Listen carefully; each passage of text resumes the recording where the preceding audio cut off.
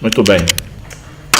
Então, na aula passada nós vimos sobre a estrutura do sermão, estávamos vendo sobre a estrutura, fizemos aquele exercício da casa, né, com massa de modelar, e infelizmente era massa de uma cor só, tá? Mas não era para ser assim. Mas graças a Deus que vocês pegaram a ideia aí, tá bom? Bem, então nós vamos continuar aqui na página 11.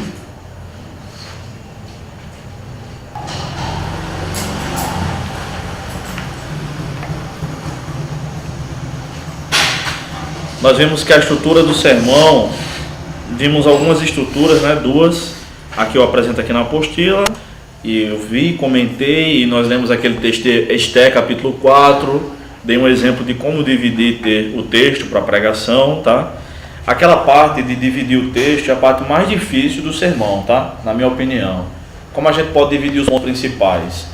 Conta-se, e é verdade, que uma vez o Dr. Chet estava pregando aqui em João Pessoa, ele sempre pregava por aqui, e fazia uns eventos para ele palestrar para os pastores, e ele estava falando para os pastores sobre quais eram as dificuldades do ministério e tal. Ele perguntou, né, qual a maior dificuldade do ministério, e um dos pastores disse assim: pastor, a minha maior dificuldade no ministério é preparar a mensagem. Aí ele disse: interessante, irmãos, é a minha também. Os amados irmãos, É a minha dificuldade também, tá? Então não é fácil realmente. Então nós vimos a escolha do texto, a divisão do texto, os 3 T's, como eu gosto de chamar: tema, tempo e texto, página 11 da apostila. A leitura do texto deve ser muito caprichada, tá? A gente não deve fazer uma leitura apressada, nem uma leitura engolindo vírgulas, pontos, exclamações, interrogações. A gente deve ler bem em casa, bem direitinho, para fazer bonito publicamente. E aí vimos também sobre a introdução, a transição, o desenvolvimento, que são as divisões principais, e a conclusão, tá? Hoje nós vamos seguir aqui,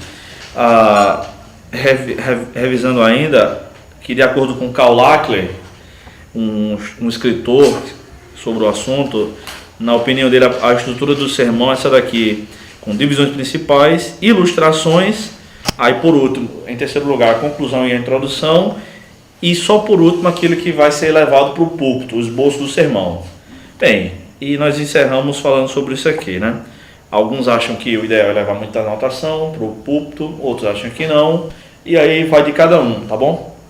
Não há uma regra, mas não tem problema algum de fazer anotações. Não é pecado fazer as anotações, não é pecado de escrever o roteiro da sua mensagem, tá? Aliás, quando a gente está muito nervoso, é melhor ler alguma coisa do que tentar decorar, né? E essa ideia de levar para o púlpito nenhum tipo de anotação ou de levar apenas alguns pontos é uma ideia relativamente recente, tá? Em épocas passadas, o sermão era escrito inteirinho, da primeira à última palavra, tá? Se escrevia a pregação todinha. Já ouviram falar de uma pregação chamada Pecadores nas Mãos de um Deus Irado? Quem já ouviu falar? Alguns, né? No século XVIII, no ano 1741, um homem chamado Jonathan Eduardo, um americano da igreja congregacional, ele pregou esse sermão. Vamos anotar? Ele tem na internet, quem quiser dar uma lida, tá? O sermão inteiro. Pecadores nas mãos de um Deus irado. Ele pregou sobre a ira de Deus, tá? Um cabra isso aqui.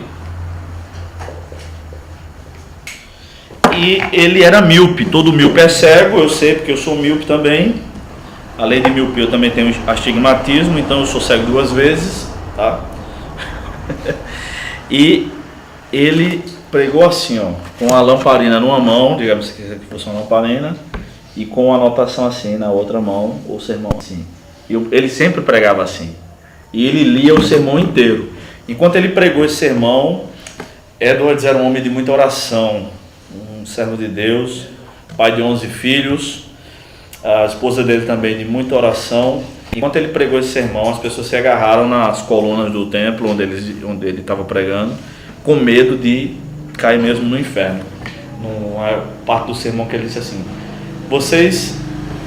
é como se Deus estivesse segurando vocês com a sua própria mão.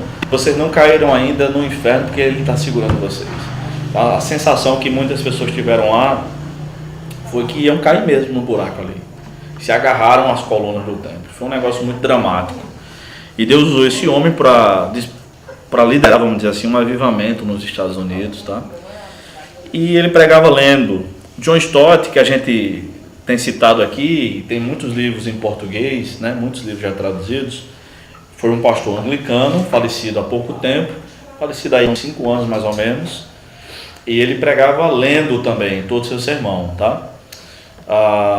John Stott tinha uma escola de pregação, um curso de férias, ele e outros pastores lá na Inglaterra, e eles ensinavam essa metodologia de pregar lendo todo o sermão, tá?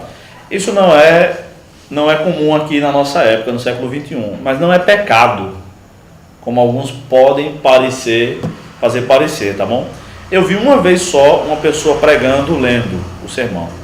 Que preste, né? Que preste. Eu já vi mais de uma pessoa fazendo isso. Mas ele fez de uma forma tão bem feita, porque ele leu muitas vezes antes de pregar, é claro, né? Ele não escreveu e foi ler lá no púlpito, não. Que pouca gente percebeu na congregação que ele estava lendo. Estava grampeado o texto dele, e ele ia falando e olhando assim, e olhando para cima, né, para a gente, e de vez em quando passava assim. E eu estava sentado perto do lado de um seminarista, era seminarista na época também. Esse cara está lendo sermão, né? Esse rapaz é mesmo, né? Mas foi sobre o Salmo 73, foi muito bom, tá bom? Então, você que sabe como é que vai fazer. Ainda hoje, muita gente escreve seu sermão, todo. Por exemplo, Hernandes Dias Lopes escreve todo o seu sermão. Só que ele decora, aí é diferente, tá? Ele decora a argumentação. E quando está tudo pronto, o comentário bíblico do livro inteiro, ele manda para a editora Agnus, que publica os comentários bíblicos dele, né? Do Antigo e do Novo Testamento. Bem, passe aí para a página 12, por favor. Outra estrutura de sermão.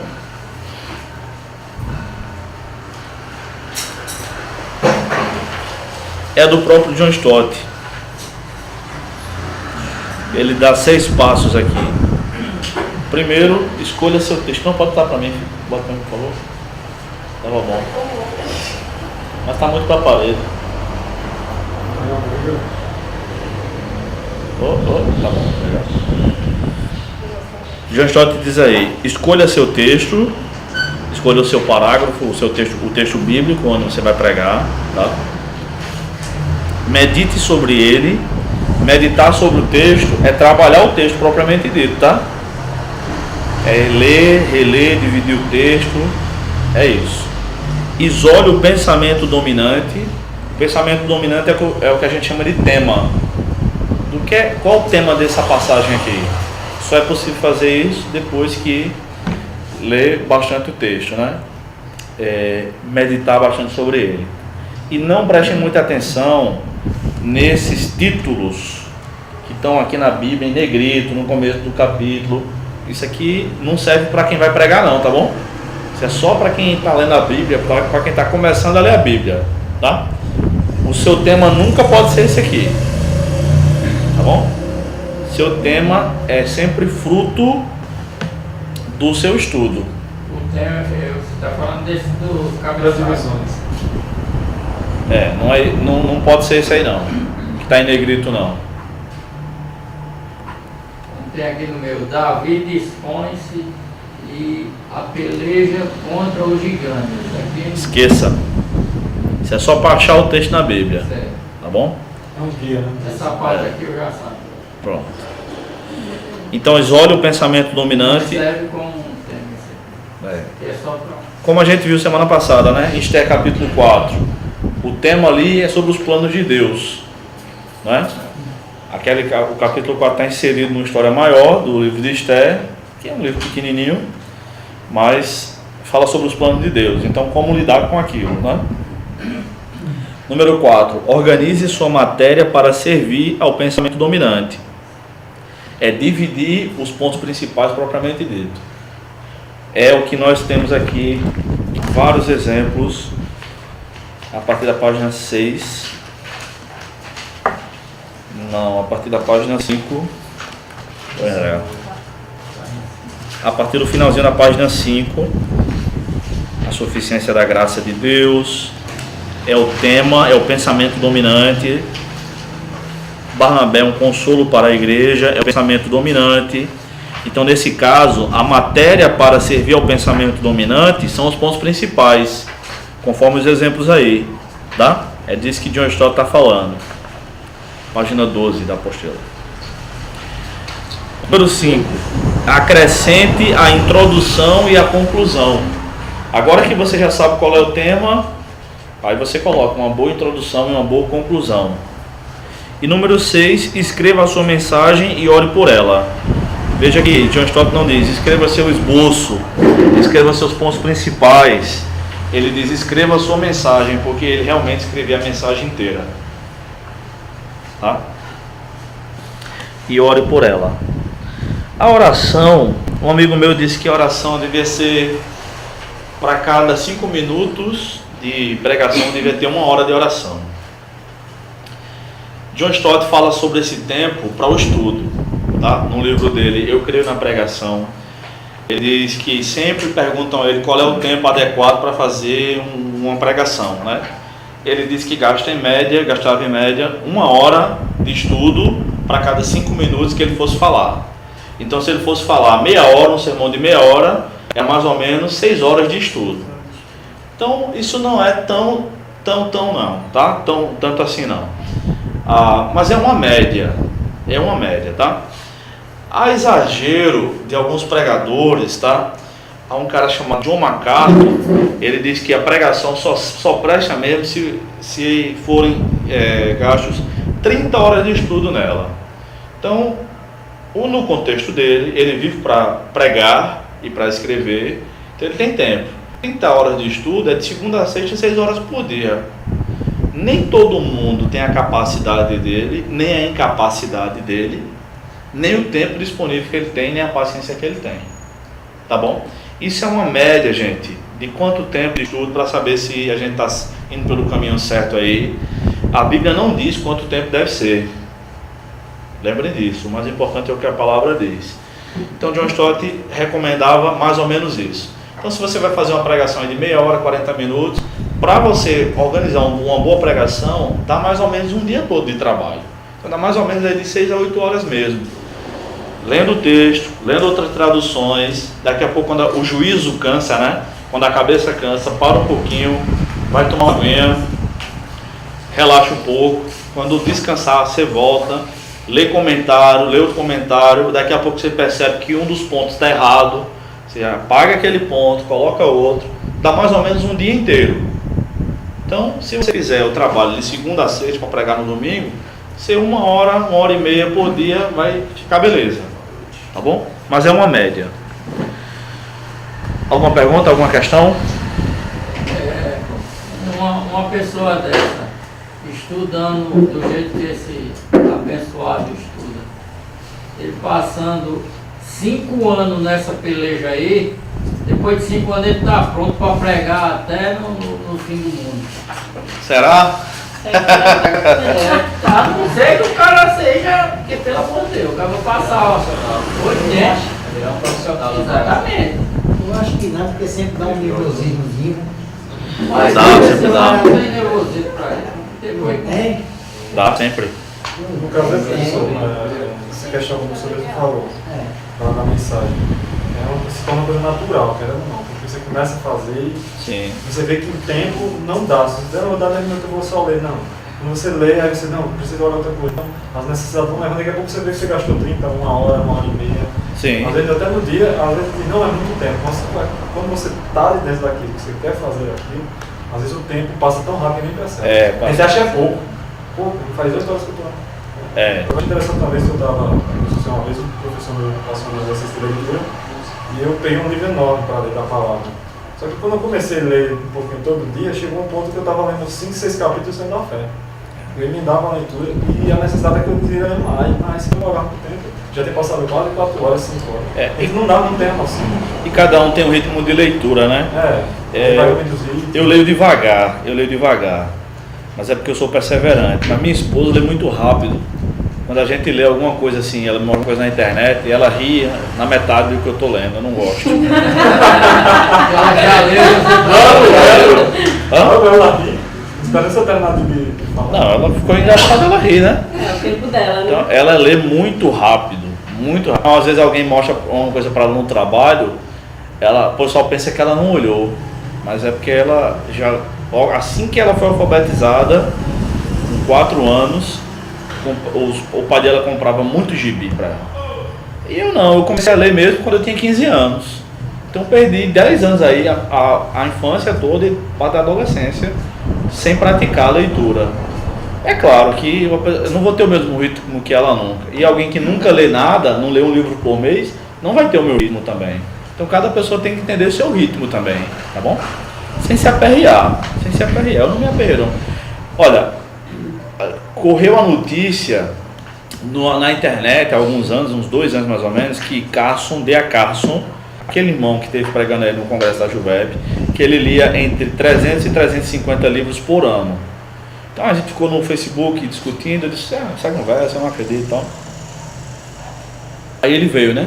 Um grupo numa igreja lá do Bairro dos Estados foi jantar com ele, conseguiu pegar um intervalo dele logo quando ele chegou, no primeiro dia foi jantar com ele antes do congresso e perguntaram para ele lá, olha, essa notícia há um tempo e tal, que o senhor lia entre 300 e 350 livros por ano, né? Pois não.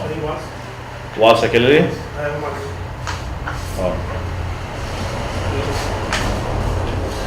É verdade isso? Aí ele disse, quando eu era jovem eu lia 500. Agora que eu tô velho eu só leio uns 300, que eu tenho muita coisa para fazer. Então não é, entendeu? Se o cara ele lê um livro por dia, entendeu? Só o tanto que ele escreve demais. E é um livro chato de ler, a maioria é difícil demais de ler. Verdade. Carson, né? Eu não consegui ler um inteiro dele. Qual foi? Nenhum, não consigo, porque ele tem vários. Aí eu pego algumas coisinhas, ele vem me mostrar, eu leio com ele. Mas assim, pegar pra ler de verdade, assim, peguei e vou ler ele. Não, é pior do que bula. Muito livro dele é pior do que bula. Eu particularmente não gosto da escrita de Carson. Acho que ele prega muito bem, mas eu não gosto. Eu digo, ele não sabe escrever. Quando eu digo isso, às vezes no seminário falta pouco o pessoal rasgar a camisa e gritar blasfêmia ou blasmacho, sei lá. Eu digo, eu não posso fazer nada. Não vou babar o cara porque o cara é de fora. Tem isso não, tem coisa que eu digo na cara dele. Entendeu? Agora, Gruden escreve muito bem. Qualquer coisa que... Eu leio tudo de Gruden, que é bom de ler. Mas uma pessoa assim não é normal, gente, tá bom? Não é normal. O cara lê um livro por dia é porque lê rápido demais. Não é que não tem tempo, é o trabalho dele. Deve ser o Enéas, né? Pois é, um cara como o Enéas também não é brincadeira, né? O cara é médico, professor de... Médico e engenheiro, parece, né? Professor de matemática, até de gramática ele deu aula e professor de cardiologia. É um infeliz, né? Um cabo desse, né? Pelo amor de Deus, regra de 3 eu não consigo fazer até hoje. Vamos lá. Foi, né? É por isso, né, Bruno, nessa parte da pregação, se a gente tem dificuldade, assim, na leitura, aí você precisa ter, assim, mais tempo mesmo, né? Mas eu vejo mesmo o Alexandre começa a preparar a ministração do domingo na segunda. Hoje mesmo ele estava lendo, né? Ele começa a ler, começa a juntar, e ele escreve algumas coisas e vai durante a semana todinha. E eu observo isso, né? Nele. Eu via também isso no meu pai tinha pouco estudo, meu pai não tinha estudo nenhum, meu pai fez até a 4ª série, né, e assim, realmente, mas o meu pai lia, que ele pode botar qualquer livro, ele lia super bem, mas por causa realmente do que ele lia muitos livros, ele lia muita Bíblia, então assim, ele nunca era pego de surpresa. Sim. Mesmo sem estudo, muita gente achava que ele tinha estudo, entendeu? Nesse sentido de leitura, de se expressar, Mas assim, aí eu via muito isso. Ele pegava mesmo os rascunhos dele, até hoje, de vez em quando eu me pego vendo os rascunhos dele. Não escrevia nada. Erradamente, as letras enormes, mas estava lá, sabe? Aquelas coisas assim que realmente assim, faz a diferença. Eu vejo muito isso, né, no nosso dia a dia. E nós como aqui, né, alunos que estamos, né, aprendendo um pouco mais dessa, podemos chamar arte de pregar, né? Sem dúvida. Precisamos ter esse zelo. Ler o texto e reler, como a gente já viu, né, sobre isso, até que o texto fale, né? Até que o texto fale. Né? Então assim, e quando eu vou fazer isso? Tenho que ler, reler. Aí quando eu for falar, ler aquele texto, eu não vou errar. Não vou saber colocar as vírgulas, os pontos, porque vai estar aqui, né, na minha mente, no coração mesmo. Então assim, tem muito, né, essa parte assim, escrever a sua mensagem, isso aqui eu faço, porque se eu não escrever tudo, eu não sei dizer nada. Minha mente é terrível. No sentido de esquecer, eu não lembro textos bíblicos, não me pergunte referências, eu sou péssima. Não consigo guardar. Então tudo que eu vou falar eu tenho que escrever. Tá bom. Eu faço aquele rascunho enorme. Tudo assim, porque na hora, senão foge tudo, eu não consigo falar nada. Então assim, são coisas que a gente tem dificuldade, então precisa, né, fazer os nossos meios, né? E essa parte aqui é bem interessante. Aproveitar a deixa da irmã, eu já vi muitos casos de irmãos, novos convertidos, pessoas que eram analfabetas, estudaram no seu bar até 4ª, 5ª série, começaram a ler a Bíblia, criaram um hábito, começaram a ler livros, e os caras, quando subiam no altar para falar, pareciam doutores formados. O cara que falava gaguejando, o cara dava 1 hora de estudo. Eu disse, meu Deus do céu, eu ficava com vergonha, eu estava estudando na época. Eu palestra, minha outra vai do mundo, eu ficava com vergonha, meu Deus do céu, o cara estudou a 4ª série, eu estou no meu 3º ano, o cara lê 10 mil vezes melhor do que eu. Fala... Deus capacita, né? Pois é, mas tudo é uma vida de prática, né? Agora, uma coisa que eu recomendo geralmente, eu digo que nós podemos nos tornar especialistas no que nós quisermos, tá? Por exemplo, livros de teologia não são caros. A média aí é R$30, R$40, não é caro, né? Se a gente fizer qualquer lanche aí é R$25 por aí. E a comida em casa é mais saudável, né? E mais barata. Ninguém quer. Pois é.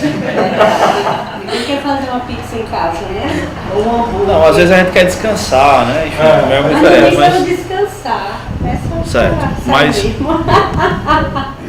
o valor de um livro de teologia não é alto, tá? Se você quiser se tornar especialista em algum assunto, por exemplo, pregação, se você fizer a leitura de um livro por mês só, que não é muito, comprando um livro por mês, você vai gastar uns R$30 por mês mais ou menos, e no ano você vai ter lido 12 livros. No final do ano, você vai saber 12 vezes mais do que no começo do ano. É praticamente uma pós-graduação. Você não vai ter o diploma, mas o conhecimento você vai. Entendeu? Então, eu particularmente procuro fazer isso. Eu paro alguns meses para estudar sobre determinado tema que eu me interesso. Então eu compro aqueles livros, os principais livros do assunto, e aí vou estudando. Esse semestre aqui eu vou estudar sobre o Novo Testamento.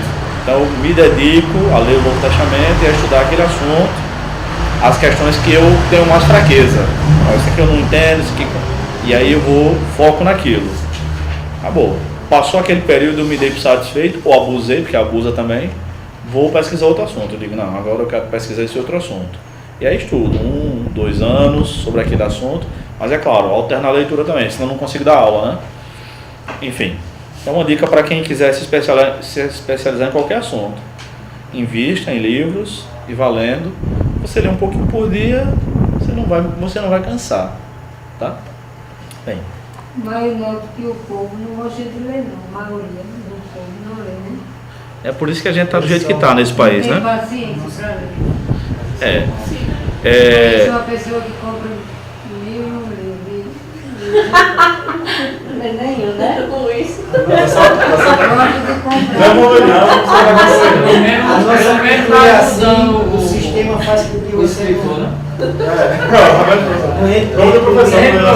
Como é? Pelo menos está ajudando o escritor, né? Tá, pois é, né? Eu posso comprar mais livro também. O que é que a nossa cultura ensina aí? Eu estava vendo um negócio aí de aquele. Do lado do Brasil, lá, o irmão lá, ele estava falando sobre esse. Uma exposição que houve agora aí. Magno Malta, né? Estava falando.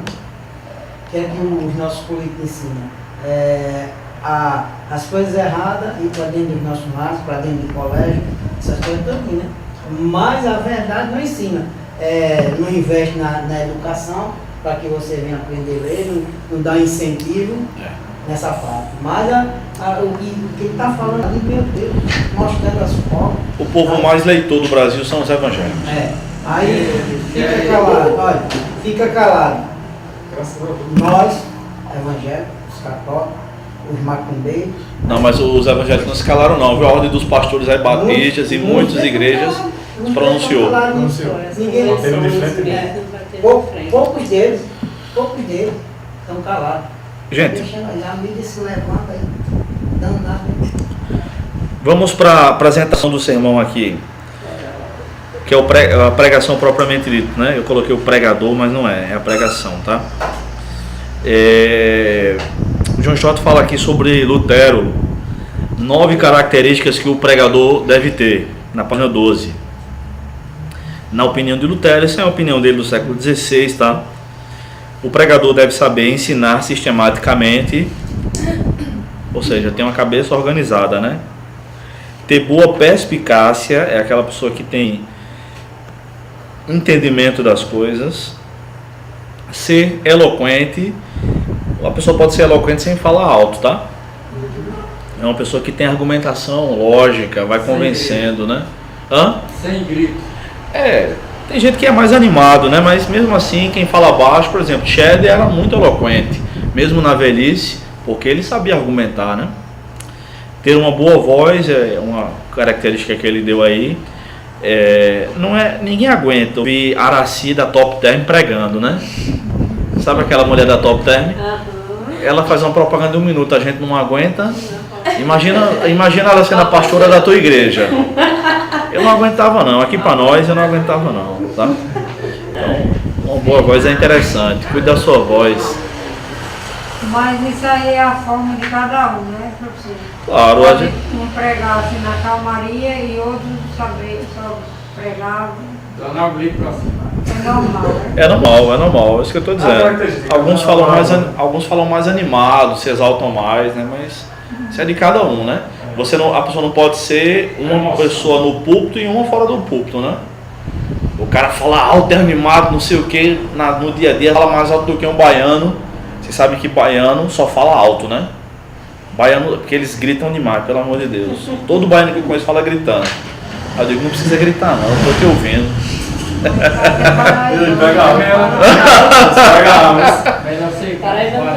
Pode ser assim, o cara, agora não faz o menor sentido, o cara ser assim, falar feito baiano, quando vai pro púlpito, a gente não consegue nem entender direito. E o contrário também, o cara fala bem baixinho quando vai pregar. Meus irmãos! Pra que isso? Você precisa ser a mesma pessoa, né?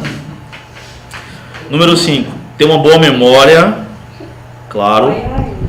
Então, quem não tiver precisa treinar, tá? Já imaginou você chegar para pregar e diz: ô irmão, que era mesmo que eu tava falando? Todo sermão a pessoa, eu tô contando uma história aqui. Aqui o exemplo de uma boa memória que eu lembro é de Ariano Suassuna. Já assistiram aquelas palestras que ele deu pertinho de morrer? Ele vem contando uma história, aí ele abre um parênteses, arrudeia, conta a história toda e volta pro mesmo ponto. Rapaz, que infeliz. Ele dizia que tinha memória de cachorro vingativo, né? Você sabe que tem cachorro, o cachorro não esquece, né? Você fez uma maldade a ele, um dia ele vai te pegar. Meu Deus. Deve saber quando chegar ao fim. Na minha opinião, esse é um dos maiores defeitos dos pregadores de atualmente, tá? Não sabem que chegou no fim do sermão, tá? Isso é terrível, tá? Deve ter certeza da sua doutrina, e aí é aquela primeira regra que eu falei na primeira aula, né? Pregue sobre sua certeza, não sobre suas dúvidas. Deve arriscar e envolver o corpo e o sangue, as riquezas e a honra na palavra. No contexto de Lutero, isso era literal, tá? Inclusive ele foi sequestrado por um príncipe lá na época da Alemanha, para que ele não fosse pego pela Igreja Católica e ser assassinado, tá? E aí nesse sequestro, nesse exílio, como ficou conhecido, ele traduziu o Novo Testamento em 11 semanas.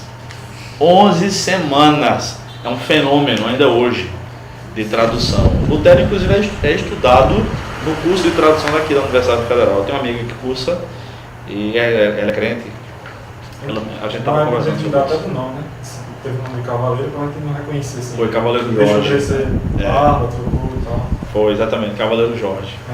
Ele era corintiano. Você tem que falar, né? Você estava quieto. Número 9. Quanto que é a leitura?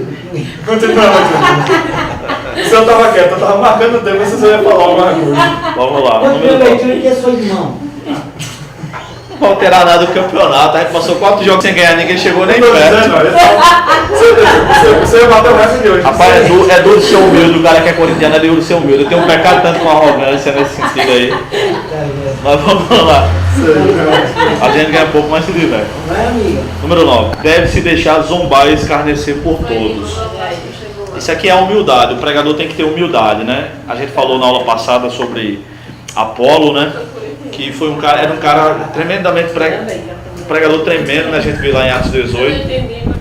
Mas quando Áquila e Priscila chamam à parte, ele não se irrita, né? Pelo contrário, ele aprende com aquele casal, tá? Então são umas dicas interessantes aí de Lutero, tá? Bem, vamos seguir aqui. Volte aí uma página para 11. Eu já li com vocês essa história, não li, né? Só fez a apresentação. Tá bom. Então veja só que história interessante. Acompanhe comigo a leitura aí. Era uma vez um clérigo, isso é tirado de um livro de John Stott, tá? Tá aí referência lá no final da página. Era uma vez um clérigo anglicano preguiçoso. Há muito abandonaram o trabalho de preparar seus sermões. Bastante inteligente e excelente orador por natureza, sua congregação consistia em pessoas simples. Assim, seus sermões despreparados eram razoavelmente bem aceitos. No entanto, para poder conviver com a própria consciência, fez um voto. Sempre pregaria extemporaneamente e confiaria no Espírito Santo. Aquele sermão de improviso, né? Tudo corria bem, até que certo dia, poucos minutos antes de começar o culto matinal, quem entrou na igreja e se sentou em um dos bancos, o bispo. Estava desfrutando de um domingo de folga. O pastor ficou constrangido. Durante anos conseguira blefar sua congregação inculta, mas estava bem menos seguro quanto à capacidade de ludibriar o bispo. Foi então dar as boas-vindas ao visitante inesperado e, num esforço para diminuir as possíveis críticas da parte deste, contou-lhe sobre o voto solene que fizera no sentido de sempre pregar sermões extemporâneos. O bispo parecia compreender e o culto começou.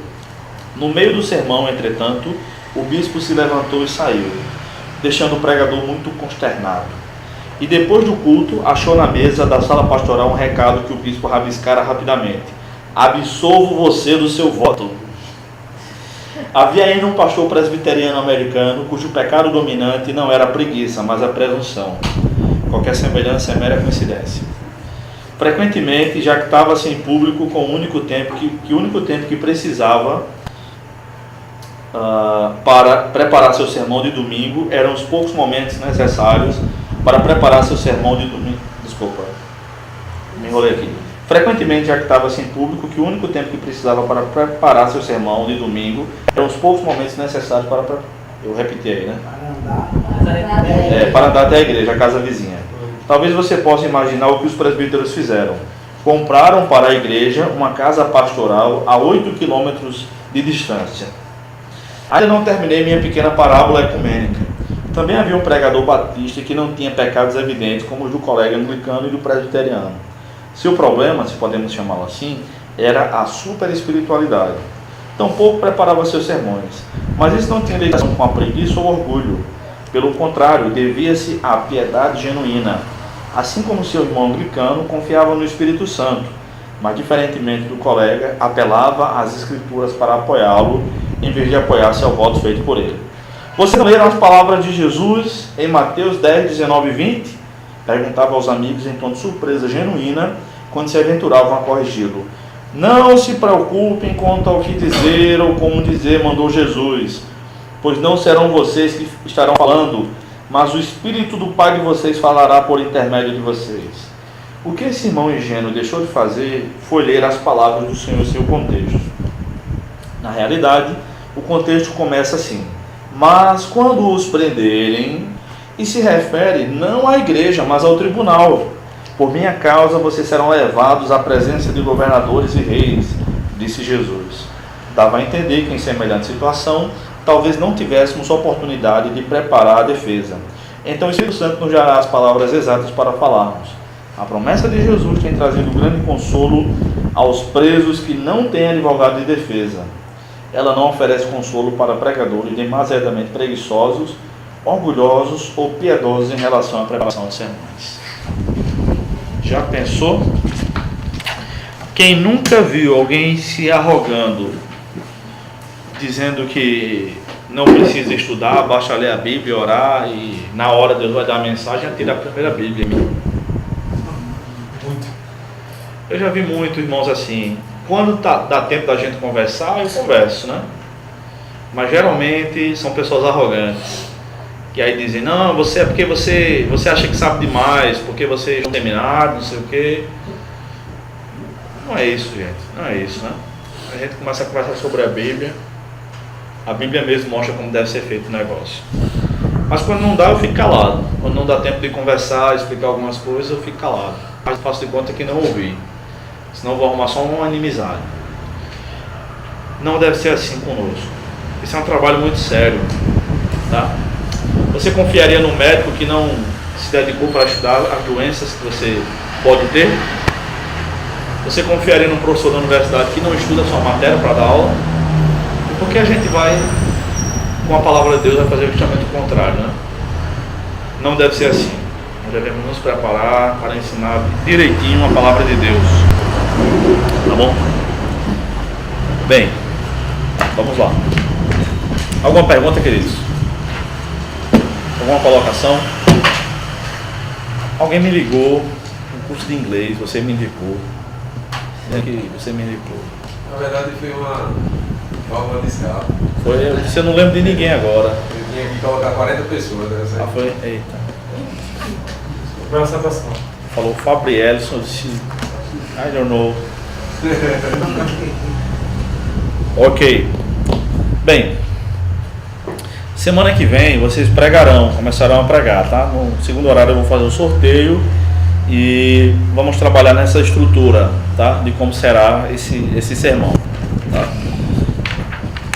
Antes de passar para essa questão do sermão em série, eu quero que vocês pulem aí para a página 14, para a gente ver logo as questões mais práticas e depois nós vamos ver outras questões, as questões mais teóricas.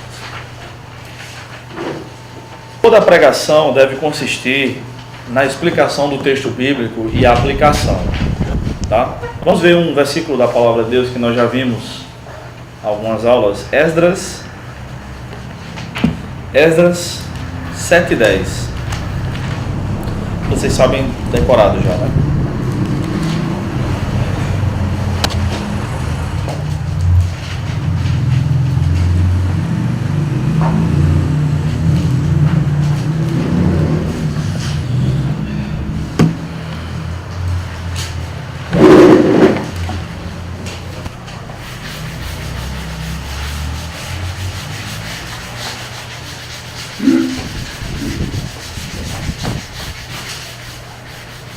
Quem pode ler, por gentileza?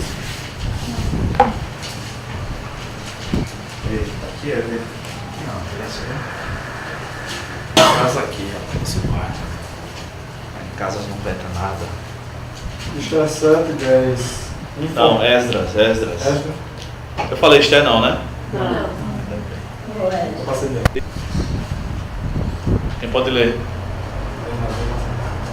Você deve dedicar a sua vida a estudar e a praticar a lei do Senhor e a ensinar todos os seus mandamentos ao povo de Israel.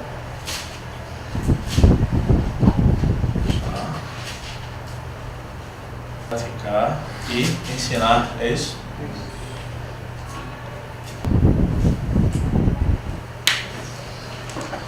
Esses 3 pontos do texto bíblico falam do propósito de Esdras, né? Havia dedicado seu coração a estudar, ou conhecer a lei do Senhor, praticar, ou seja, eu quero conhecer para obedecer, para ser um obediente, tá? Toda leitura bíblica deve consistir nisso. Eu quero ler para Deus falar comigo e eu ser um melhor crente. E, no caso dele, para ensinar a palavra do Senhor. Não tem como fazer isso em outra sequência, tá? Não dá para estudar e ensinar sem a prática. Não dá para praticar e ensinar sem conhecer. Eu vou praticar o quê? O que é que a minha fé diz? Como é que eu devo adorar a Deus? Então essas são as 3 partes do sermão, na opinião de muitos. Eu acredito que falta uma etapa aí para o sermão, tá? Eu acredito que para o sermão ser, para a pregação ser bacaninha, tem de ter 4 pontos. Pode chover, não. Pode não?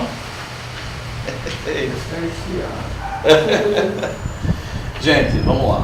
Então, os quatro passos são ler,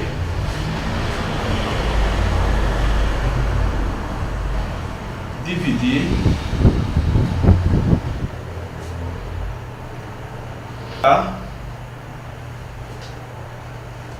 aplicar. Geralmente vocês vão ver alguns irmãos falando ler, explicar e aplicar. O próprio Hernandes Dias Lopes fala isso, que os 3 passos da pregação são ler, explicar e aplicar. Mas eu acredito que esse dividir aqui faz toda a diferença, que é o sermão propriamente dito. Vamos dividir o texto, tá? Vamos ver outra referência bíblica, de onde eu gosto dessa ideia de dividir o texto. 1 Timóteo 2,15. 1 Timóteo 2,15. Não é 2,15 não. Um minutinho. 1 Timóteo. Não é. É 2 Timóteo 2,15, desculpa. Estão aí todos nessa passagem, por gentileza.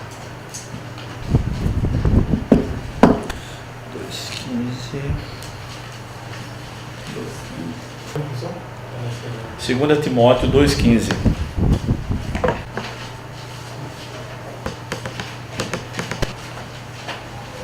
Todo mundo encontrar, eu quero que vocês prestem bastante atenção.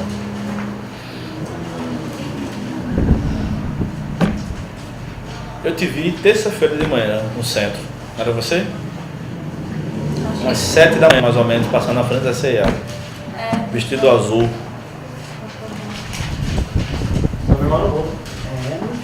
Pode esconder não. Ok, você foi vista. 2 Timóteo 2,15, gente, vejam bem. Procura apresentar-te aprovado diante de Deus, como obreiro que não tem de que se envergonhar, que maneja bem a palavra da verdade. Esse maneja bem, alguns acham que acha ligeiro o texto. Não tem nada a ver, tá bom? Quando o Paulo escreveu isso aqui, o texto era um rolo horizontal assim, tá? Não era um livro assim. E essa palavra que Paulo usa, maneja, ela era usada no Antigo Testamento para cortar o sacrifício. O animal, aquele corte que os sacerdotes tinham para cada sacrifício, é a mesma ideia aqui. Então Paulo está dizendo mais ou menos assim: procura, Timóteo, apresentar-te aprovado diante de Deus, como um obreiro que não tem nada para se vergonhar e que divide bem, que corta bem a palavra da verdade. É a ideia do meu ponto número 2 aqui. Divida bem o texto. Leia quantas vezes? Até o texto falar. Divida bem cada sermão, cada ponto principal. Se o texto não estiver claro para você, se a mensagem não estiver clara para você, não vai estar clara para ninguém. Vai ser aquele aluno que vai apresentar um seminário e não estudou. E o professor sabe, né? É difícil enganar o professor atento. Esse cara tá querendo passar a perna desse menino. Mas para Deus não dá. Então a gente deve fazer bem esse trabalho para apresentar a Deus. Veja que ele não diz: procura apresentar-se bem à tua igreja. É claro que ele vai pregar para a igreja, não vai pregar para Deus, que Deus não precisa de pregação.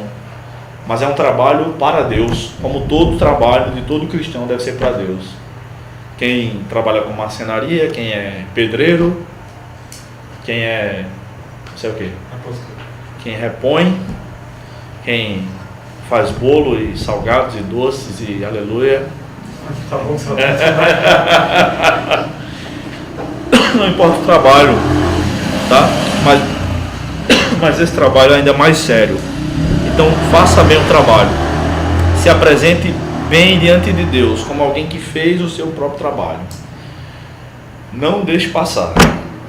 Então leia o texto, isso que inclui ler bastante, ler bem, divida bem o seu texto. Como é que eu divido?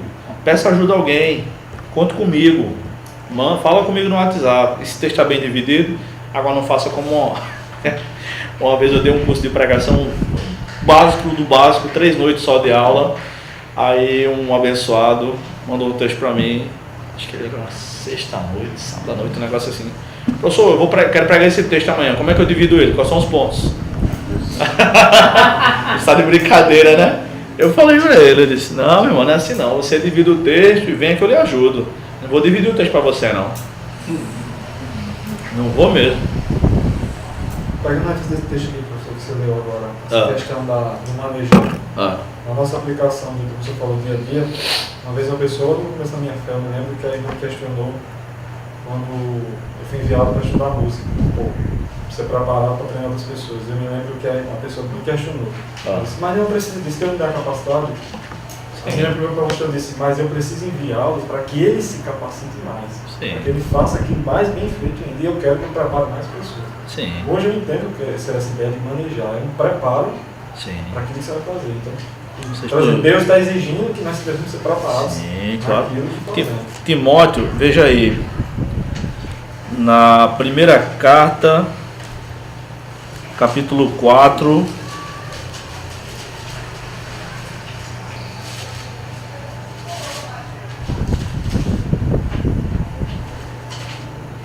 versículos 13 a 16, né? Enquanto aguardo, 1 Timóteo 4,13. Enquanto aguardas a minha chegada, dedica-te, aplica-te à leitura, à exortação e ao ensino. São os 3 momentos de leitura bíblica do culto da sinagoga.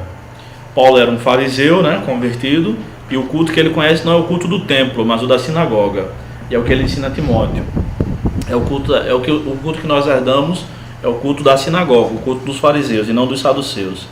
Leitura pública das escrituras, exortação é um momento que ele dá uma oportunidade lá. Alguém tem uma palavra de exortação? E o ensino é propriamente a pregação, ou seja, dedique-se a ensinar a Bíblia no culto. Não deixe de desenvolver o dom que há em ti. Como é que a gente desenvolve o dom? Praticando, que foi dado por profecia com a imposição das mãos dos presbíteros. Ocupa-te dessas coisas, dedica-te inteiramente a elas, para que todos possam ver teu progresso.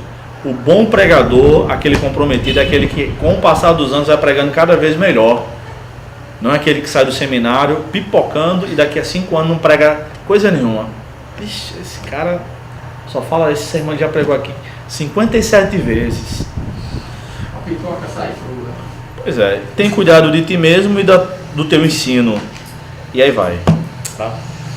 Então o pregador tem que se dedicar, tem que ter zelo, tem que caprichar cada vez mais, cada vez mais. Bem, alguma pergunta? Vamos para o intervalo. A gente volta para a aplicação do texto bíblico, tá? Irmãos, vamos lá, vamos continuar. Então, os quatro passos para a pregação, na minha opinião, são isso aí: ler, dividir, explicar o texto, e aplicar o texto. Então vocês vão conforme os exemplos aqui dos esboços da apostila, seguindo esse roteiro, tá? Lê o texto, você divide, aí vamos, primeiro lugar, segundo lugar, terceiro lugar. Eu estou achando melhor botar esse sermão para daqui a 15 dias. Aí eu faço o seguinte, semana que vem. Eu prego algumas vezes, semana que vem, uma ou duas mensagens, dizendo, e aqui foi a minha introdução, e aqui foi o primeiro ponto. E aí no final vocês fazem perguntas, tá bom? Faz o sorteio hoje, mas aí daqui a 15 dias vocês pregam, tá bom? A pregação vai ser de quanto tempo? Eu acho que de 15 a 20 minutos tá bom. Né? Tem muita gente. O senhor diz, lê o texto, a pessoa escolhe um capítulo. Sim. Aí você vai pregar aquele capítulo, você tem que ler ele todo, hein? Tem que ler o texto todo que vai pregar. A gente vou pedir que vocês preguem no máximo até 5 versículos. 5 versículos só? Só. Ou tu não quer pregar dentro Não, mas quando ele diz que tem que ler várias vezes, de 5 versículos você lê. Mas essa leitura aqui não é só ler, é você vai lendo e dividir no texto. Você vai fazer a sua pregação ali. Nesses 5 versículos, Ai, amigo, te dá. Dá para pregar em um. Bota o salmo desse 119 pra lá. Agora se a irmã quiser pregar em 15 versículos também. Se eu deixo o gravador aí, a gente vai se embora, não tinha lá aqui. Tá vendo aí? Tá bom. Mas é interessante, eu já vi o cara pregar a metade de um versículo.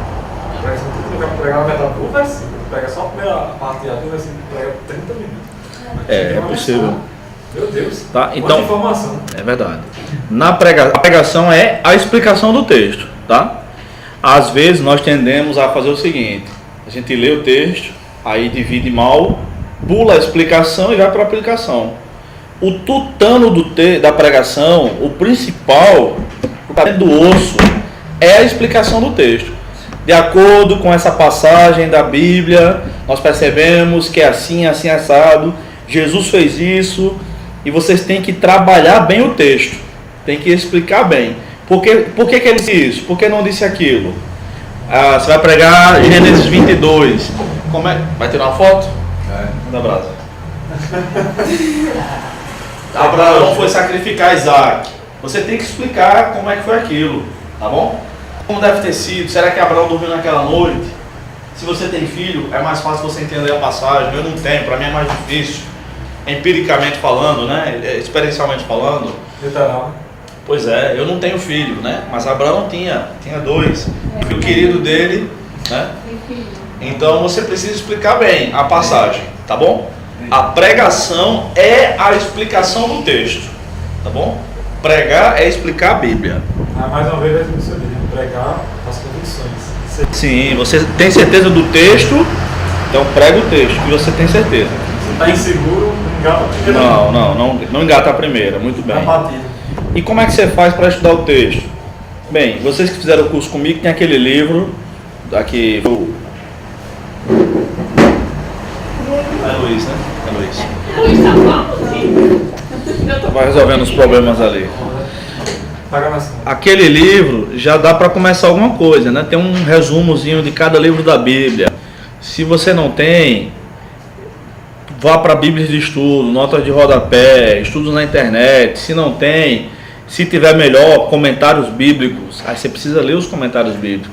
O que é que ele está dizendo? Faz sentido com a explicação que ele está dando ou não? Agora, não é para reproduzir o comentário bíblico no púlpito. É para seguir de ajuda, servir de ajuda, tá bom? Mas a pregação é a explicação do texto. Se não explicou, não pregou. Tá bom? Vamos para a aplicação, aqui na página 14. Definimos a aplicação como o processo retórico mediante o qual se aplica direta e pessoalmente. Definimos a aplicação como processo retórico mediante o qual se aplica direta e pessoalmente, ou seja, a aplicação não pode ser genérica, é pessoal, a verdade ao indivíduo a fim de persuadi-lo a reagir de modo favorável. Deixa marcado aí e volta aí para a página 6. Marcado aí a 14, volta para 6. Nós temos exemplos de pregações aí.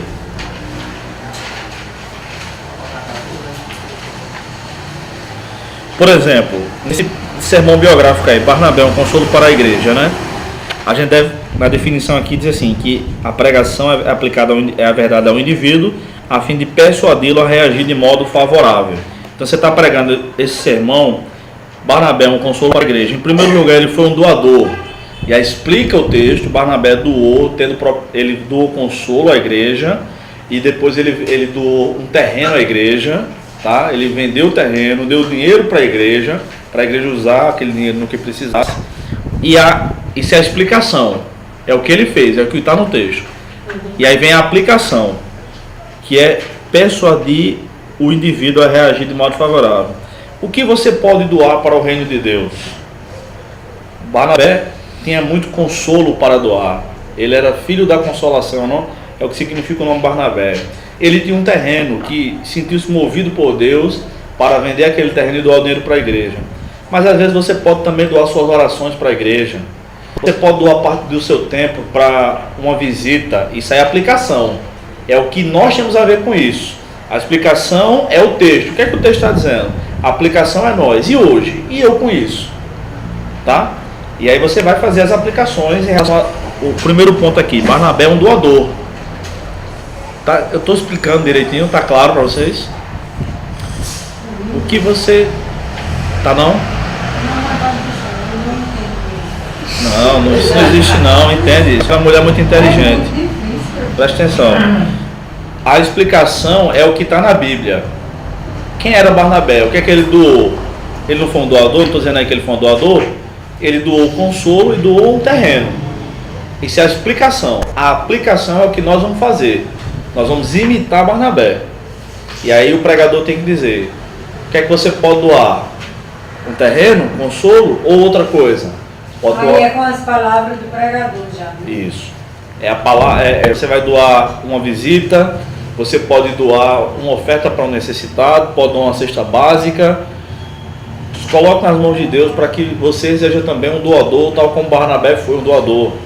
Você vai doar aquilo que Deus te deu em abundância. Vai dar exemplo.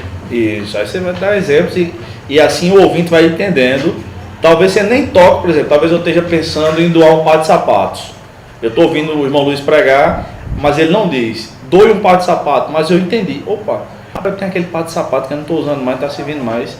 Aí quando eu olho para o lado, o irmão está com o sapato furado. Acabou-se. Já aprendi, já vou praticar a palavra. Quando termina o culto, eu digo, pessoal, qual é o teu número aí? O número é 39. Opa, tem um negócio para tu. Passa lá em casa amanhã. Acabou. Entendeu? E aí o ouvinte, ele vai, através dos exemplos que o pregador vai dando, ele vai pensando na vida dele. É mesmo, isso que eu posso doar. Não tenho um consolo, não tenho um terreno, não sou assim também, mas eu tenho um par de sapato. Eu posso fazer uma visita. Ou eu posso ajudar a fulana que ganhou um menino agora, ela ganhou trigêmeos e ela passa o dia sozinha em casa. Eu vou lá ajudar ela a trocar as fraldas do menino. Enfim, eu vou ajudar aquele seminarista, eu vou doar metade da mensalidade dele. Não sei. Deus é que vai direcionar. Tá bom? Volte para a página 14, deixa marcado aí. Deixa marcado aí a página 6, viu? A aplicação é no sentido restrito aquela parte ou aquelas partes do discurso, né, da pregação, nas quais mostramos como o assunto se aplica aos ouvintes. Acabei de fazer esse exemplo, tá? Doe tempo, doe isso, doe aquilo. Mostramos que instruções práticas para o sermão lhes oferece e que exigências práticas o sermão lhe faz. Por exemplo, se eu estou pregando aqui sobre perdão. Perdão é uma questão inegociável. Todo cristão tem a obrigação de perdoar seus ofensores. Não é uma opção. Uma obrigação. É uma obrigação. Jesus disse que se a gente não perdoar quem nos ofendeu, o Pai não vai perdoar os nossos pecados. Então, entra nessa questão aqui. Mostramos que instruções práticas para o sermão lhes oferece e que exigências práticas o sermão lhe faz. Então, se eu estou pregando sobre perdão, irmãos, eu não sei quem foi que lhe ofendeu, se é alguém aqui que foi abusado sexualmente na sua infância, ou se foi abusado verbalmente pelo pai, pela mãe, por quem lhe criou, se sofreu uma grande humilhação no trabalho ou mesmo na igreja, mas você precisa perdoar. Não, aí o pregador precisa se colocar como um que está ouvindo a pregação também, primeiramente para nós. Eu nunca fui abusado sexualmente, então eu não sei qual a dor que alguém pode estar sentindo aqui, mas Deus sabe, Jesus sabe. Ele foi tudo tentado para poder nos socorrer, e Ele sabe exatamente a dor, mas não perdoar não é uma opção. E se você não consegue perdoar, peça ajuda a Deus para que lhe perdoe. Para que você consiga perdoar. Isso é uma aplicação. A aplicação pega o ouvinte e confronta o ouvinte. E aí demonstra. Se você não perdoar, Deus não vai te perdoar também os seus pecados. Aí é com Ele. Não precisa fazer tortura psicológica. Não precisa chamar à frente. Ah, você que não consegue perdoar, vem aqui para frente. Quem me chega vai. Quem vai passar? Ah, eu não consigo perdoar não. A igreja fica dizendo, isso é um modo de coração de pedra, não sei o quê. Se você não vir, eu vou aí. Venha. Claro que não tem de perdoar não, mas tem os estilos. Se você não levantar de a mensagem, dizer quem é. no outro sentido, né? Não sei lá para frente, traga a sua bênção, não vai aquela multidão. Às vezes vai a igreja toda, melhor ficar no banco mesmo. Uma vez aconteceu, eu estava num culto, o cara chamou, quando eu abri os olhos, só estava eu sentado. Tá vendo? Isso é um coração de pedra, tá vendo aí? Quebrando esse coração. Quebrando esse coração. Vamos somente isso, ele disse que tinha terminado há 4 vezes atrás. Ele tinha que dar mensagem. Então eu baixei a cabeça e comecei a orar para que Deus terminasse logo. Não, para que Deus tomasse o coração de alguém. Seria essa ideia, né? Amém. Ele tinha dito 4 vezes antes de terminar. Então na primeira vez ele queria terminar. Então eu fechei a cabeça e comecei a orar na minha vida. Agradecendo pela palavra, Deus chegasse a mim. Só que quando ele disse isso, ele ainda continuou falando, mas não tempo. Não dá. Então eu demorei umas 4 vezes para eu ter dito, né? Quando eu abri os olhos, cadê o povo? Eu tinha sentado. Foi lá para ser perdoado. Não, essa mensagem não é outra coisa, mas... Irmãos, agora vamos ver essas questões aqui. Requisitos. Vai pregar no interior para ver se a igreja não vai todo mundo Deus pés. E como? E como? Vai tudo Requisitos indispensáveis à aplicação eficaz. Eu comecei a pregar, o povo correr tudinho lá para frente. Vem aqui para orar para você. Tudinho para frente. Se for para orar, eu vou também. Também se fosse olhar para o passado desse rapaz, deu testemunho comigo, né? Ele andava com uma pistola de lado. Que besteira, isso aí é besteira. Vamos lá, gente, vamos lá. Vocês vão pregar, presta atenção. É, a do gato é tremenda. Vai, professor. Requisitos indispensáveis à aplicação eficaz. Eva, olhe para frente, Eva. Você está rindo demais. Olhe para frente. Primeiro, é de suma importância que o pregador vive em comunhão com Deus. Em primeiro lugar, para aplicação, o pregador deve estar em comunhão com Deus, tá? Segundo, para ter êxito em relacionar a Bíblia com o momento atual, o homem de Deus deve ter boa educação formal. Isso aqui quer dizer que ele tem que estar bem informado, tá? O país se acabando em corrupção, se acabando em impostos. Aí eu vi, o cara estava na igreja, o cara disse assim, crise, a gasolina subindo toda semana, cara. Nós não estamos em crise, nós estamos em Cristo. Estamos em Cristo, mas moramos na terra por enquanto. E estamos em crise. E para eu vir na igreja, eu paguei gasolina e foi caro. Não tem como fechar os olhos. O cristianismo não é uma alienação. Aliás, nós temos que mudar isso. Orando pelo nosso país, elegendo pessoas comprometidas com a nossa visão. Quando Paulo escreveu para Timóteo dizendo assim, ore pelas autoridades e tal, Ele disse assim: ore para que tenhamos uma vida tranquila e sossegada. O que é bom para o país é o que é bom para a igreja. A gente tem que votar em pessoas que estejam dispostas a legalmente favorecer os princípios cristãos, tá? Então isso é um absurdo. A influência da igreja. Isso é um absurdo, a gente passar por esse momento que o país está passando e passar por cima, fazer de conta, e a gente ficar pregando só sobre o céu, entendeu? A criança cresce pensando que é assim a vida cristã. A minha igreja, aqui na igreja a gente só ora, só pensa no céu. Aí lá no outro dia o cara tem que pagar imposto alto, o cara xinga o presidente. Não, a gente tem que saber explicar, tá? Ser contra a corrupção, pregar sobre isso mesmo. A Bíblia não fala sobre tudo isso. Então, para poder fazer a ponte aí, o pregador tem que estar bem informado, tá? Terceiro lugar, para aplicar a verdade eficazmente, o pregador deve compreender a natureza humana. Veja só, gente, houve um debate muito sério, desculpa, não foi sério não, mas foi muito severo há algumas semanas aí, umas 5, 6 semanas, sobre a questão da possibilidade de o cristão cometer suicídio. Não sei se quem tem Facebook viu, né? Augusto Nicodemos e Franklin Ferreira estavam respondendo perguntas após uma palestra e uma moça perguntou isso.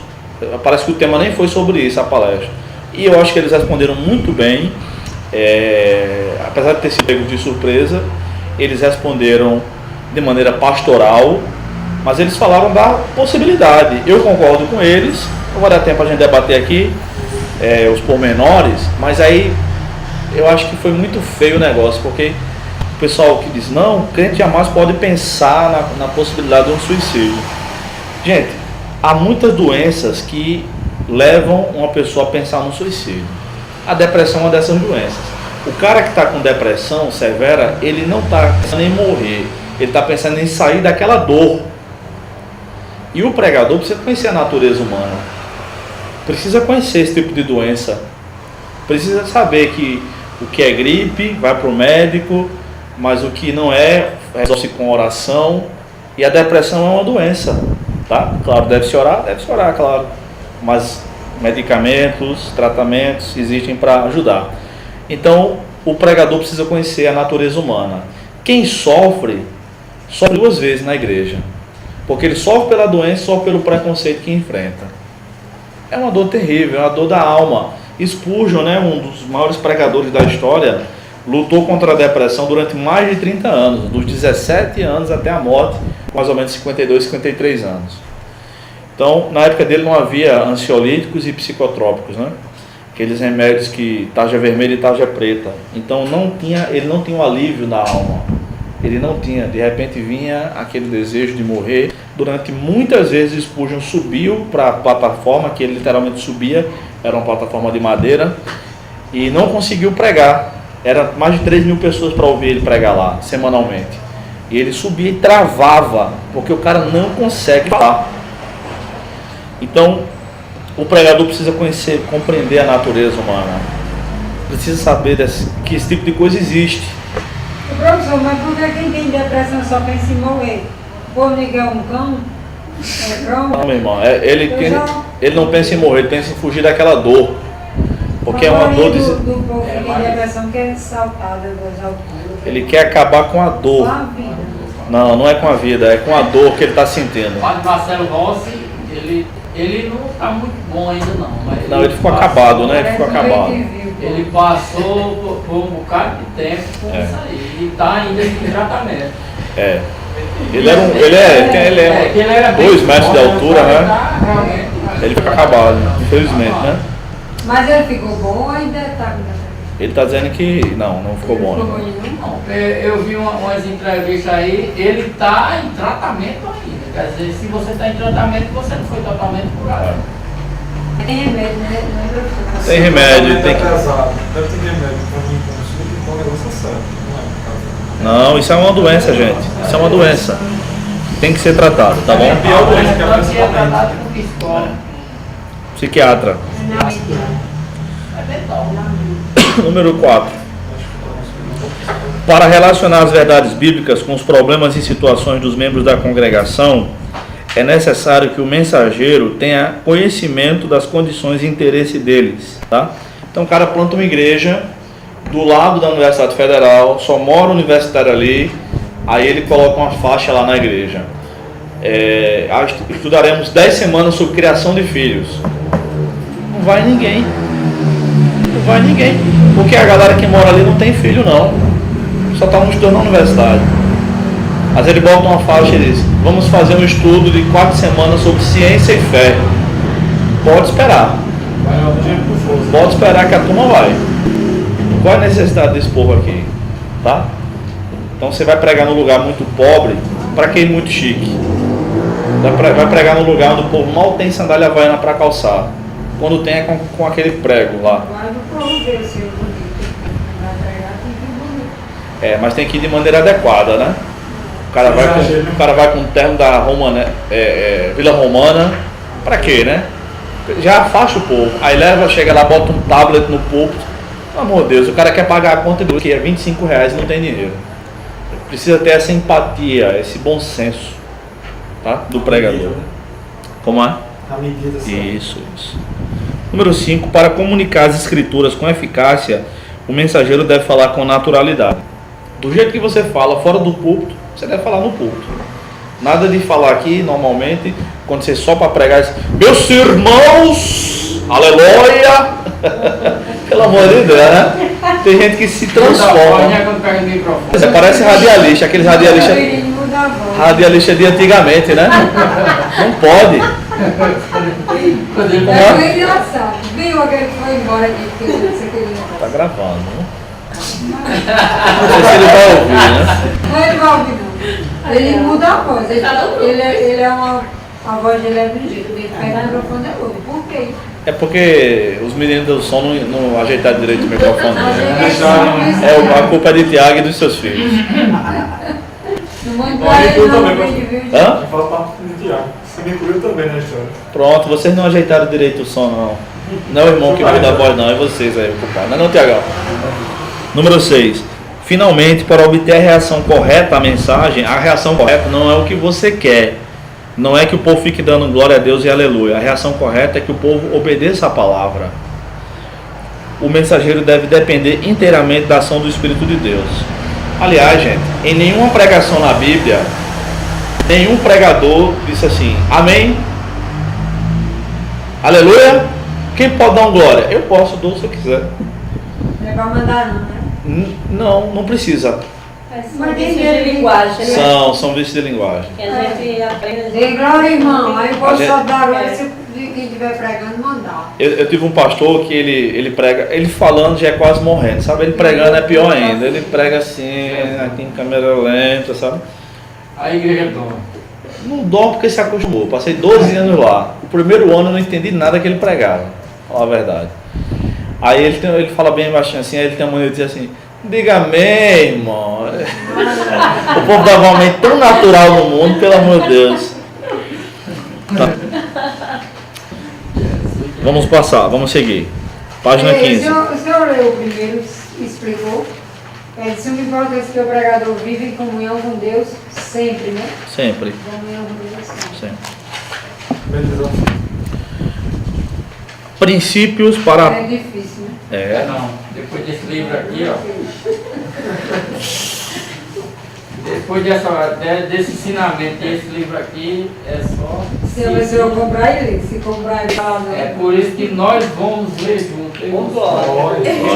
Sim, ô professor, porque quando a pessoa está lendo, dá tanto sono, eu não consigo ler o livro. É ok. Se eu vou no ônibus lendo, dá sono. Se eu paro em casa, quando eu leio 2 páginas, depois eu estou puxando. Isso é uma tentação. Isso acontece bem comigo. Acontece. Um pregador, mas... Aí a senhora faz igual o professor disse. Quando a senhora começa a ler descendo na sala, vai lá no banheiro, joga aquela água gelada e volta de novo. Isso, porque eu durmo. Ou dorme. Quando você vai de novo, ou dorme, já começa a acordar, volta a ler, né? Depois eu tenho pensando que era coisa do inimigo. É por isso que ela não veio lendo. Porque ela dorme na luz. Ela dorme primeiro. O segredo para ser uma boa vida de estudo é dormir bem. Ai, Viu? Ela não veio lendo, é por isso. Domingo, nós vai ver, a gente não compra, mas não lê. Página 15, irmãos. Amém. Princípios para a aplicação da verdade. Isso aqui eu saí tirando de alguns livros, tá? Dessa parte de aplicação eu não escrevi nada aqui, eu digitei tudo, copiei tudo, tá? Então aqui são livros diferentes. Tá tudo referenciado aí embaixo, tá? John Stott diz que a cópia de um é plágio, cópia de muitos é pesquisa. Número 1. Relaciona o sermão aos problemas e necessidades humanos. É praticamente, tem algumas coisas que se repetem, né? Claro, o cara tá ouvindo você pregar ali. Ele quer ouvir uma aula de teologia sistemática ou um sermão que fale ao coração dele? Um sermão que fale ao coração dele. Não adianta explicar como é que Paulo escrevia, qual era o termo grego, se seu Zé e Dona Maria não entenderem a mensagem. Aliás, eu até evito citar línguas originais nas pregações. Só cito quando é extremamente necessário e geralmente só cito quando eu vou fazer comparação. Por exemplo, a palavra verdade aqui quer dizer verdade, desculpa, a palavra mundo quer dizer mundo e significa isso nesse texto. Mas no outro texto aqui, na primeira carta de João, mundo tem outro sentido. Aí quando eu vou fazer uma comparação é que eu cito, e de preferência eu cito só a palavra, não digo na língua original, porque a maioria dos ouvintes não conhece a língua original. Então você vai citar para quê? Para dizer, ele conhece o grego. Besteira, meu Deus do céu. Aí eu vou ser glorificado e não Deus. Tá? Naquele momento é que conhecer as pessoas que você vai exercer a aula. Isso. Palestra. Mas assim, tem algumas situações, porque essa questão de conhecer o problema e a necessidade humana, quando se relaciona a pecado de uma pessoa especificamente, assim. O irmão veio pra mim, veio falar mal do pastor, certo? Aí eu vou lá, vou pregar. Sim. Aí eu toco nesse assunto, né? Irmão, você que fala mal do pastor, essas coisas, isso é um problema ou isso deve ser feito? Né? Se já está no seu sermão, o seu sermão vai tratar sobre isso, o problema é dele. Se você vai botar no seu sermão por causa disso, o problema é seu. Número 2. Use a imaginação para dar vida às cenas e às personagens bíblicas, tá? Então você lê a passagem de Abraão, Gênesis 22, e começa a imaginar. Mas não ensine aquilo como sendo que está no texto. Como será, irmãos, que Abraão dormiu aquela noite? Será que ele dormiu? Será que ele pensou que ia matar mesmo? Hebreus diz que ele esperava que Deus ressuscitasse Isaac, né? E aí você começa a colocar-se e colocar os ouvintes dentro do texto bíblico. Jesus derrubou aquelas mesas no templo. Como será que Jesus derrubou aquelas mesas? Meus irmãos, eu vou derrubar aqui, falando feito padre. De maneira alguma, ele fez um chicote, botou o chicote na mão, que foi uma espécie de ameaça. Ele estava com uma arma na mão, que era um chicote. O texto não diz que ele bateu em ninguém, não deve ter batido mesmo. E com ira ele derrubou aquelas mesas. Com ira. Às vezes o camarada tem que falar, em alguns momentos da vida, irado mesmo. Você já imaginou, teologia da prosperidade à parte, você já imaginou se Silas Malafaia fosse defender a família lá em Brasília, naquelas comissões que ele vai falar, se ele falasse bem baixinho, os caras engoliam ele, vivo, feito aqueles bichos da família dinossauro. Quando ele começa a falar, todo mundo escuta todo mundo. Quando ele começa a falar, os caras começam a gritar: fascista, não sei o que. Peça para soletrar fascista, não sei se você sabe. Mas começa. Então ele tem que falar daquele tom mesmo, tá? A necessidade do momento. Exatamente. É interessante que lá em Romanos 12 fala que aquele que tem o dom de liderança, né, deve fazer com zelo. Zelo é afobação no grego. A palavra que foi traduzida como zelo. O líder tem que ser um cara afobado. Pois é. O líder tem que ser como Pedro. Como Pedro, que era afobado. O líder nunca pode ser um cara banana. E aí, como é que a gente vai fazer isso aqui? Eu não sei, pra mim tanto faz. Vocês querem fazer como? Esse cabo não dá pra nós não. O líder é aquele: ei! Bora! O cara toca na boca vocês aí, não vai ser assim não. Vai ser assim, vai ser assim, vai ser assado. É aquele cara que vai pra frente, tá? Bem, vamos lá. Bruno, e existir a pressão? Ira não é pecado, não. Mas a Bíblia não diz que é. Não, diz aonde? Irai-vos e não pecado. Irar não é pecado. Não deixa que a gente peque. E quem já viu o irado no pecado? Só diz besteira. Jesus, não. Quando um pai bate no filho, é um momento de ira. quando um pai bate no filho, ele não está errado porque está pecando, ele está irado. E está certo em estar irado com o filho que está errado. E meta o pau. Não. Está em pecado se não bater nos filhos, não corrigir. Não é o que Provérbios diz? Aquele que odeia seu filho não lhe castiga. Então, o que ama disciplina com a vara. A vara não é um pedaço de jacarandá não, entendeu? É tipo uma varinha pequenininha. Mas tem alguns irmãos que bateram com panela de pressão, com cabo de vassoura. Isso mas é bom demais. É bom demais. Apanhar dos pais é bom. Teve uma história assim, o camarada comprou um carro, novo miserável, aí veio a criancinha dele, pegou uma pedra e arranhou o carro. Aí ele, na ira dele, bateu na mão da criança, a criança foi hospitalizada e perdeu a irmã. Tá merda. Aí, isso aí não bateu, né, irmão? Ele espancou, né? Espancamento Onde chegou a ira dele aí, né? Hã? A de machucar, né? Ah, pelo amor de Deus. Mas a criança disse quando crescer meu bracinho, seu carro nisso. Os cantadores de coco fizeram uma melodia. Foi, né? Tá bom. Mas antes daquela questão que você falou, naquele seu contar a história, sua esposa no filme, né? O casal ficou lá. Pelo amor de Deus, né, cara? O cara que tem sangue vermelho na veia não pode aguentar um negócio daquele, né? Eu paguei não sei quanto pra assistir um filme, o cara vem chorar, a menina vem chorando assim, chora lá fora que é de graça, eu paguei o ingresso. Eu dessa semana estava lembrando essa situação assim, eu passei uma coisa parecida no trabalho, e uma pessoa olhou pra mim e disse, calma não. Não. Porque tem que ser a hora de falar, tem que falar. Pois é. Na hora de passar a mão, mas nada de falar. Tem irmão que diz logo que é cão, a pessoa dá com cão, se for mostrar a verdade. Não, o cara só não disse que eu estava com cão no escuro. Porque eu tenho que usar, como você mesmo disse, né? Tem hora que você tem que usar a autoridade mesmo, chegar lá, meu irmão, não é assim, faz assim. E era um moleque, rapaz, uns 15, 16 anos. Oxi, vou deixar um moleque pra atrapalhar meu cinema que eu paguei? Vai lá pra fora, chorar tu e ela. Não tem nada a ver com isso, não. Vamos lá discutir a relação. Ah, sabe de nada, vai tirar a catinga do mijo. Vamos lá. Número 3. Se ele viesse, eu pendurava ele assim, pela perna, assim, olha. Então me ajuda que o senhor tá se estressando, calma. Número 3. Empregue ilustrações que mostrem como a verdade pode ser aplicada à vida do povo nas lutas diárias. Ou seja, dê exemplos. Aquilo que eu falei para você, que escrevi para você. Você está pregando, aí é como agradar a Deus no seu casamento. Dê exemplos no sermão, mas os exemplos têm que estar totalmente fundamentados na Bíblia. Não pode ser do jeito, na página 15, número 3.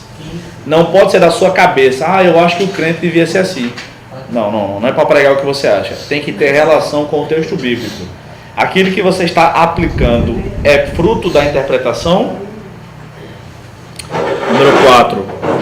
Tire do texto princípios universais aplicáveis em todas as épocas. Não é a igreja não, viu, gente? É universal. Então veja só, nós já discutimos aqui algumas vezes a questão da ingestão de bebida alcoólica. A Bíblia não proíbe a ingestão de bebida alcoólica, então ninguém pode dizer que é pecado beber. Não é uma verdade universalmente aplicável, porque a Bíblia não diz isso. Não pode se embriagar. Aí você pode explicar. Você não pode escandalizar o irmão que é mais fraco. Isso é uma verdade universalmente aceita, tá? Enfim, você precisa explicar o que é a palavra de Deus em todos os lugares, o que deve ser interpretado em todos os lugares, tá? Honrar os pais, abençoar os filhos. Mas na Inglaterra, aqui no Brasil, a gente recebe os nossos parentes e eles ficam na casa das pessoas, uns dos outros, o tempo que querem e tudo mais. Ninguém pode dizer vai embora. Não, aqui é uma falta de respeito tremendo, né? Mas na Europa não é assim. Na Europa, se o filho for visitar o pai, ele paga aluguel, não tem nada de mais nisso. Se ele for ficar dentro de casa, ele já chega pagando. O pai não pede para ele pagar, ele já chega pagando, porque ele foi educado a fazer assim. Ora, os pais, a tendência é que na velhice ganhem menos dinheiro. Então não faz o menor sentido na cultura deles. Eles pensam assim, que eu chegue para a casa do meu pai e eu estou em pleno vigor, produzindo, ganhando bem, e eu chego para comer a comida dele, acabar com a feira dele. Então já chego ajudando. Nós pensamos de uma maneira diferente. Se um parente nosso vem... Pois é, se um parente nosso vem para a nossa cidade e não fica na nossa... Vamos lá, gente, vocês estão se distraindo muito. Se um parente vem para a nossa cidade e não fica na nossa casa, a gente acha que ele está de mal com a gente. Na Europa não é assim. Então, qual a verdade aplicável aí? É honrar os pais e abençoar os filhos. Mas em cada cultura isso vai ser de uma maneira diferente. Tá bom? A ideia central não vai fugir. Não vai fugir. Você precisa honrar seus pais e os pais precisam abençoar os filhos. Agora, como é que isso acontece no Brasil? É de um jeito. Na Inglaterra é de outro jeito. Então você vai dizer, então eu estou honrando. Estamos fazendo um ato obrigatório. Você vai dizer, mas é uma coisa espontânea que foi daquela maneira. E tem coisa que é obrigatório mesmo, né? A Bíblia diz que é obrigatório a gente orar. A Bíblia diz que é obrigado a gente entregar o dízimo. Ah, Deus ama quem dá com alegria. Não estou com alegria. Então você tem que dar com alegria, não é deixar de dar, né? Tem muitas obrigações cristãs. Orar é uma obrigação cristã. Estar cheio do Espírito é uma obrigação cristã. Dar o dízimo, testemunhar sobre Jesus, tudo isso são obrigações. Eu pergunto isso como irmão, porque o irmão disse que não era, na Bíblia não era obrigado ao dízimo. Então me prova na Bíblia. Tem essa onda agora. E para a igreja, todos os cultos, é obrigação de dízimo? Não, todos os cultos não, depende, né? Tem igreja que tem culto todo dia, o cara vai morar na igreja. Então, isso aí é uma questão de bom senso, né? Vamos lá, número 5. Certifique-se de que toda aplicação esteja de acordo com a verdade bíblica. Ou seja, essa aplicação que eu estou tirando é porque eu quero que seja assim, porque na minha casa ou na minha família é assim, é porque eu quero que a igreja seja como na minha casa, ou é porque está no texto bíblico mesmo? Ah, eu acho que o pastor, ele tinha que, antes de ir para o púlpito, apertar a mão de todos os crentes que estão na igreja. O problema é seu, a Bíblia não diz nada sobre isso. A gente gosta de apertar. Número 6. Professor, só depende. Essa questão que você falou aí você falou novamente a questão do eu acho. Sim. Semana eu vi uma pessoa dando uma mensagem e eu contei 3 vezes essa expressão. Eu acho. Aí eu tenho que ficar a ideia de pregar sobre as minhas certezas. Porque quem acha que perdeu alguma coisa, né? Achismo. Então, Eureka. Às vezes. Esse deixa um pouco a desejar, às vezes. Às vezes é só uma palavra mal colocada também, Fernando, né? Às vezes ele está querendo explicar, está explicando, ele tem convicção, mas falou, eu acho, sem querer. Mas ele passa a informação que ele não tem convicção do que ele estava falando. Aí é difícil, né? Você acabou de dizer que o cara estava pregando, isso deduziu porque ele estava passando, não era aquilo. Acontece direto. Às vezes acontece, né? Então lá você consegue uma peça detalhe. A vida de pregador não é fácil, não. Infelizmente. Número 6. Em geral, a aplicação deve ser específica ou definida. Não deve ser aquela ideia generalizada. Irmãos, vamos fazer a obra de Deus. Não, isso não existe não. Você pregou o texto, explicou aquele texto, e aquele texto, digamos, fala sobre a obra de Deus em enviar missionários. Irmãos, a gente precisa se organizar para enviar um missionário para onde Cristo ainda não foi anunciado. Se a nossa igreja não tem condição de fazê-lo, vamos apoiar a convenção que tem um missionário que está indo para a China. Não é, vamos fazer a obra de Deus. Vamos fazer a obra de Deus baseado no texto que você pregou. A aplicação deve ser com base naquele texto. Deve ser uma coisa definida. Vamos, sei lá, seja o que for, tem que ser uma coisa definida e nunca genérica. Irmãos, vamos ser melhores crentes. Não. Vamos ser melhores crentes de acordo com o que você pregou. Que o melhor crente é aquele que ora mais, é aquele que lê mais a Bíblia. Então vamos ler mais a Bíblia. O que a gente pode fazer para melhorar a nossa leitura bíblica? E aí você vai dando dicas. Reserve o melhor horário do dia. Veja se você não está com sono. Enfim. Ô Bruno, como é que eu, assim, porque é a questão da aplicação pessoal. Eu entendo que um grupo, como eu estou pregando com um grupo de pessoas, como é que eu faço para fazer essa aplicação de uma forma pessoal, sem generalizar tanto? Porque na minha cabeça a ideia é essa, né? Que se algo pessoal é difícil para fazer, deixar uma aplicação de modo pessoal se eu estou pegando para mais de uma pessoa. Às vezes cada pessoa tem necessidade. É uma questão meio complicada. Você pode fazer as aplicações advindas do texto, porque o texto vai falar a todo mundo e cada pessoa vai pensar na sua própria situação, aquele que estiver atento e desejoso de obedecer, né? Tipo o exemplo que eu dei do doação de um sapato, né? O pregador não falou que eu deveria doar um sapato, mas ele falou que eu deveria doar. Opa, eu vou doar o quê? Tem um sapato para dar. Aí no caso aí tu vai falar dos fofoqueiros, que aí pega todo mundo. Quem for fofoqueiro, tem que seguir. Não é assim? Exato. Às vezes tem um fofoqueiro, tem que vem quando soltar uma fofoca. Sim, mas se ele falar englobar. Fala aí, vai englobar todo mundo. Não fofocarás. Não fofocarás, vai. Não arme contenda contra si, irmão. Pronto. Então isso aí já é. Número 7. Desperte os ouvintes com a motivação correta. Por exemplo, vamos evangelizar porque tem gente indo para o inferno. Motivação errada. É uma motivação centrada na necessidade humana. Motivação correta seria: vamos evangelizar porque a palavra de Deus nos manda. Aí eu vou evangelizar. Deus mandou eu evangelizar. Eu devo ser um testemunho de Jesus. Tá? Ok. Acho que esse exemplo já foi suficiente, né?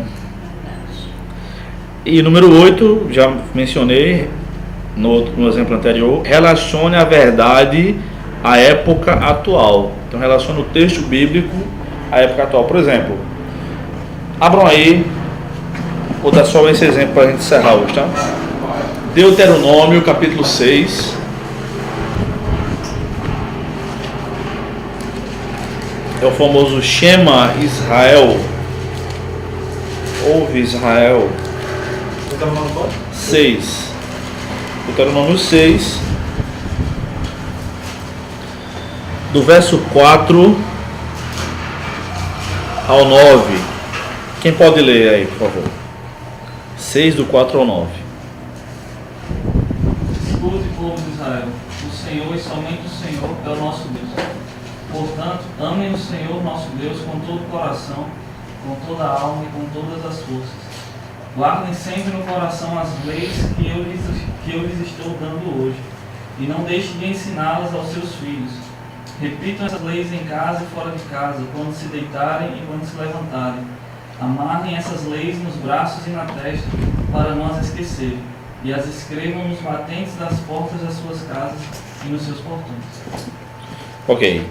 Então a ideia é de ensinar a criança enquanto de lembrar do Senhor, o único Senhor, e ensinar as crianças enquanto estão indo plantar, enquanto estão colhendo, enquanto estão trabalhando. Como é que eu relaciono isso aqui à verdade, à nossa época? De ensinar as crianças a palavra de Deus todo dia, no dia a dia, nos afazeres. Nos afazeres. Nós estamos indo para a igreja, que nós vamos agradecer a Deus lá, junto com os irmãos. Nós estamos lendo a Bíblia aqui, não é porque o pastor mandou a gente ler, não. É porque Deus mandou. A gente está lendo para ser mais amigo de Deus. A gente está orando e eu não tenho filho, né? Então às vezes fica difícil dar exemplo de criança. Mas eu sei que os pais cristãos ensinam os filhos a orar para eles pedirem o que eles querem. Às vezes o pai até já vai comprar. Aí eu queria tal brinquedo.